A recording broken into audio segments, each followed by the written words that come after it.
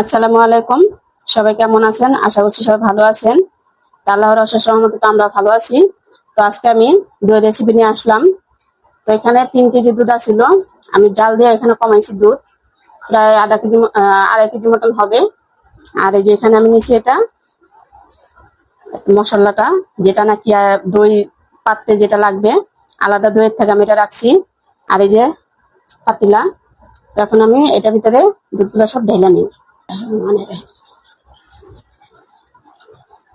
আমার কিন্তু এটা দেশের বাড়ি থেকে আনা হয়েছে খাঁটি দুধ। আমি দইয়ের জন্য দুধটা আনাইছি। আর এই যে আমি এখানে যে যেটা মানে বীজ বলা হয় এটা যে 1 চামচ দিলাম। এটা ভালো করে কিন্তু আমি ফেটে নিছি, 2 চামচ দিলাম। আর এটা কিন্তু মিষ্টি দই হবে। আর আপনারা যদি টক দই বানান তাহলে আপনারা টক দই দিবেন। টক দই বানালে টক দই দিবেন, মিষ্টি দই বানালে মিষ্টি দই বানাবেন।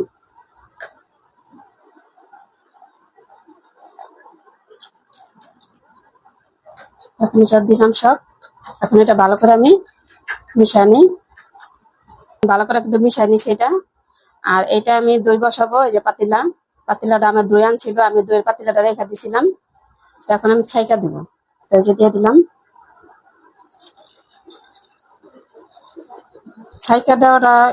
ছাইকা দিলে হয় কি, মানে মলাইগুলা পুরো উঠা যায়।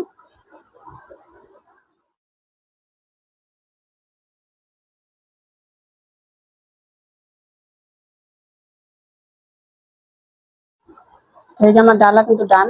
তো এখন আমি এটারে যেভাবে রাখবো, তো চলেন আপনাদের দেখাই।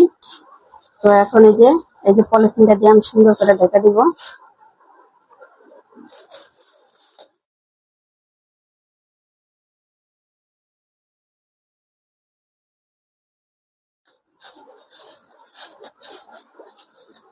ঠিক আছে, এই যে এখন আমি এটা এভাবে রাখলাম। আর বাকি যে দুধগুলো আছে, এগুলার আবার আমি এই মলাই যেগুলা বের হয়েছে আর এই কালার গুলা খারাপ করেন না। এটা যে পাতিলাটা পুড়া গেছে, তো এটা উঠা গেছে গা। তো আমি এখন এটা ভিতরে দিয়ে দিতেছি। এটা ছাকলাম না, এটা এভাবে দিয়ে দিলাম। তো দেখি এটা কেমন হয় আর ওইটা কেমন হয়। তো এই যে এখন আমি এই যে দুইটাতে দেখলেন দিলাম। তো এখন আমি দুইটা রেস্টে দিব। এই যে কম্বল নিছি আমি, কম্বলের ভিতরে ভালো করে এটারে আমরা শীতে গায়ে দিই কম্বল।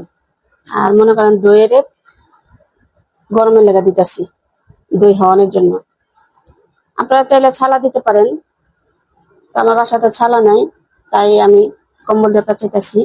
এই যে আমার দই কিন্তু পেঁচানো হয়ে গেছে। এখন আমি এটা যে কোনো একটা জায়গা রেখে দিব, একদম রেস্টে। তো আসেন দেখি আমার দই হইলো কিনা। যদি দই হয় তাহলে আলহামদুলিল্লাহ, আপনাদের এই ভিডিও আপলোড দিব। আর যদি দই না হয় তাহলে আর ভিডিও আপলোড দিব না। তো আসেন দেখি দই হইলো কিনা আমার। আগে এটা দেখি।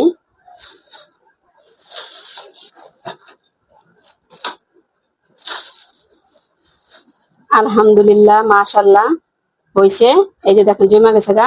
তো এখানে এটা কিন্তু ফ্রিজে রাখতে হবে। এটা ফ্রিজে রাখলে পুরাটা এমনি তো জমা গেছে। এই যে দেখেন জমা গেছে কিন্তু পুরাটাই। তো এখন এটা ফ্রিজে রাখতে হবে। এই যে দেখছেন, এই যে। তো আমি ফ্রিজে এখন রাখবো, তারপরে আপনাদের আমি বাইরে দেখাবো। আসেন বাকিটা দেখি। তো এটা হয়েছে, কিন্তু এটা এমন হয় মলার জন্য একটু জমছে কম। এই যে, কিন্তু এটা পারফেক্ট হয়েছে। এই যেটা দেখেন, দেখছেন, এই যে। তো এটাই পারফেক্ট হয়েছে। এইটা আমি এখন ফ্রিজে রাখি, তারপর বাইরে আপনাদের পরে দেখাবো। আমি ফ্রিজের থেকে দইটা বাই করছি, দেখি। আসেন দেখি দইটা। এই যে,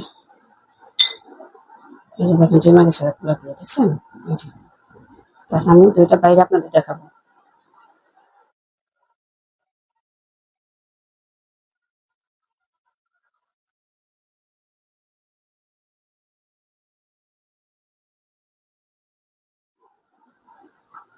এই যে, সেই দই হয়েছে, সেই বাইরে।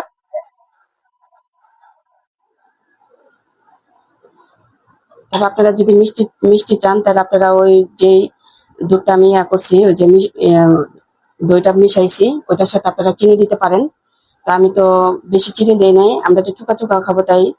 তা আপনারা চাইলে চিনি দিতে পারেন, চিনি দিলে মিষ্টি দই হইব। আর যদি টক দই বানাইতে চান তাহলে আপনারা টক দই মিক্স করবেন দুধের সাথে।